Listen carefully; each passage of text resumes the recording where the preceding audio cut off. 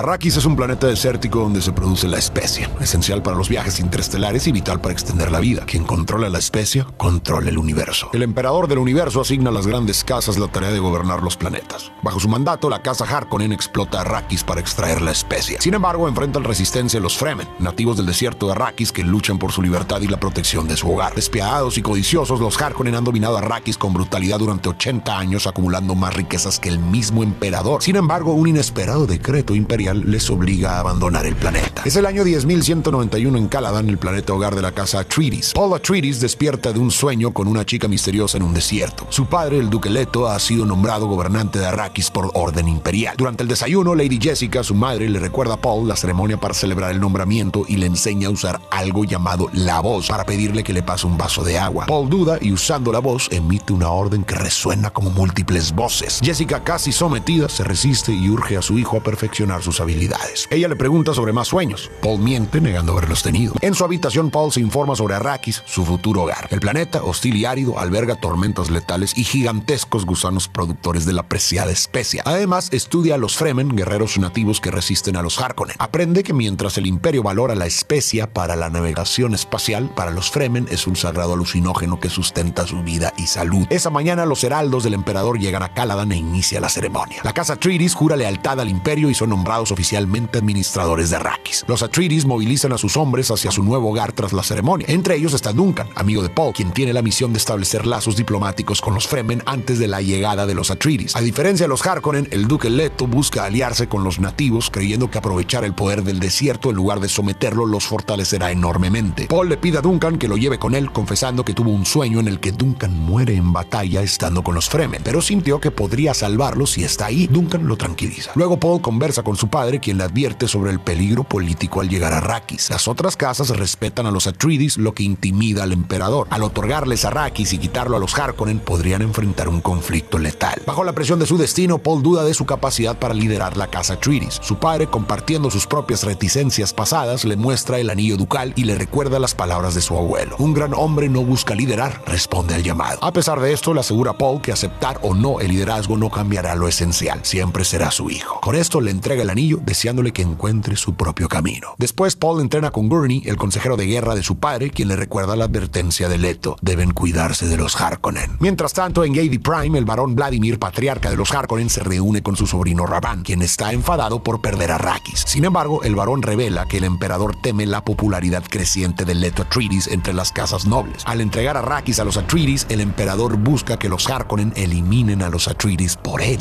Esa noche, las Bene Gesserit derriban a Caladan. Jessica despierta rápidamente a Paul, instándolo a seguirla para encontrarse con la reverenda Madre Mohiam, consejera del emperador y su antigua maestra, quien desea discutir sus visiones. Antes de entrar, el doctor Wellington Yue advierte a Paul que, aunque las Bene Gesserit dicen servir al bien común, también siguen sus propios intereses. Al entrar, Jessica le ordena a Paul que obedezca a la reverenda madre. La anciana le dice a Jessica que se marche y somete a Paul con la voz. Le indica que ponga su mano derecha dentro de una caja. Cuando lo hace, la reverenda madre coloca una aguja venenosa contra su cuello. La prueba es simple: un hombre con habilidades excepcionales destinado a liderar el imperio. Las Bene Gesserit controlan sus cuerpos tan completamente que pueden elegir el sexo de sus hijos. La norma era tener solo hijas para mantener un control firme sobre su organización y avanzar en su programa de cría hasta crear al Kwisatz Haderach. Este programa buscaba identificar y conservar mutaciones genéticas raras y reproducirse con los portadores de estas. Hicieron sus cálculos y esperaban que después de milenios todas estas características se combinaran en una sola persona, el Kwisatz Haderach. Después de 10.000 años estaban por lograr su objetivo. Solo necesitaban que Jessica tuviera una hija y la uniera con un Harkonnen para producir a este superhombre. Esto acabaría con la enemistad entre las dos casas y colocaría a un líder controlado por las Bene Gesserit en el poder. Sin embargo, Jessica desobedeció y decidió tener un hijo, en parte porque Leto quería un heredero y ella, enamorada, quiso complacerlo, pero también porque creía que podía engendrar al Kwisatz Haderach. Desde que era pequeño, ella entrenó a Paul en las técnicas de las Bene Gesserit, como la resistencia al dolor y el uso de la voz, esperando que la reverenda madre lo considerara un posible Kwisatz Haderach. Paul ya superó su primera prueba, pero no se compara con lo que enfrentará más adelante. Al día siguiente, los Atreides llegan a Arrakis. Al aterrizar, una multitud recibe a Paul con gritos de Lisan al-Gaib. Jessica le aclara que este título significa voz del mundo exterior y se refiere a un mesías esperado. Le señala que eso significa que las Bene Gesserit han intervenido en este lugar. Paul comenta: sembrando supersticiones. Jessica lo corrige diciendo: preparando el terreno. Le explica que los habitantes de Arrakis han aguardado a Lisan al-Gaib por siglos y han ansiosos por su llegada, han empezado a ver en Paul las señales de su Mesías. Paul sugiere que ellos solo ven lo que se les ha enseñado a ver. Como se anticipó, el peligro acecha desde el primer día. Paul sobrevive a un intento de asesinato por un espía Harkonnen. Paralelamente, la reverenda madre Mohiam informa al barón Vladimir Harkonnen que el emperador le proveerá un ejército para atacar a los Atreides. Duncan, tras pasar 4 semanas con los Fremen, regresa a Arrakis y describe a los Fremen como los guerreros más feroces del imperio. Son el poder del desierto. El duque se reúne con Stilgar, un líder Fremen, y acuerdan establecer